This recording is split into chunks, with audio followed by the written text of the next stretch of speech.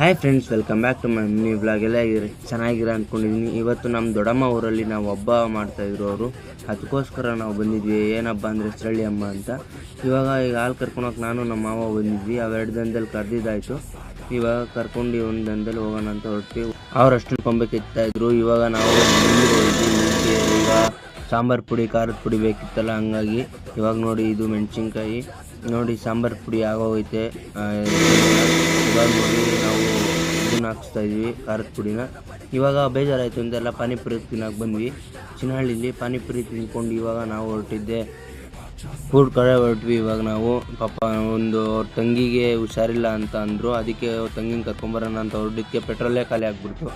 ಇವಾಗ ತಳ್ಕೊಂಡೋಗಿ petrol ಇಸ್ಕೊಂಬಂದ್ವಿ. Minimum ಒಂದು ಅರ್ಧ ಕಿಲೋಮೀಟ್ರ್ ತಲ್ವಿ ಫ್ರೆಂಡ್ಸ್. ಇವಾಗ ಪೆಟ್ರೋಲ್ ಅಂತೂ ಇಂತೂ ಸಿಕ್ತು. ಈ ಒಂದು ಅಂಗಡಿಲಿ ಪೆಟ್ರೋಲ್ ಮಾತ್ರ ಸಿಗೋದು, ಅದಕ್ಕೆ ಅಲ್ಲಿಂದ ತಳ್ಕೊಂಬಂದಿದ್ದಾಯಿತು. ನಮ್ಮ ಪುಣ್ಯ ಅರ್ಧ ಕಿಲೋಮೀಟ್ರಿಗೆ ಖಾಲಿ ಆಯಿತು.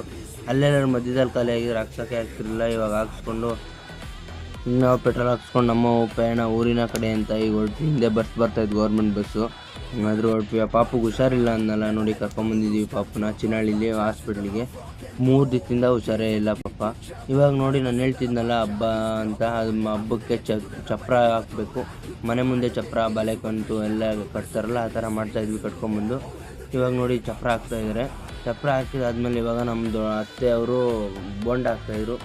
ಎಲ್ಲರಿಗೂ ಬೋಂಡ ಬೇಕಲ್ಲ ಊರ ಸೈಡೆಲ್ಲ, ಅದಕ್ಕೆ ಅವ್ರ ಪಾಪ ಅವರೆಲ್ಲ ಯಾರ್ಯಾರು ಹಾಕೋಕ್ಕೆ ಬಂದಿದ್ರು ಅವ್ರಿಗೆಲ್ಲ ಬೋಂಡ ಹಾಕ್ಕೊಟ್ಟು ಇವಾಗ ಊಟ ಮಾಡೋಣ ಅಂತ ಹೊಟ್ಟೆ ಸಿದ್ದಿತ್ತು. ಊಟ ಮಾಡೋಕ್ಕೆ ಬಂದೆ.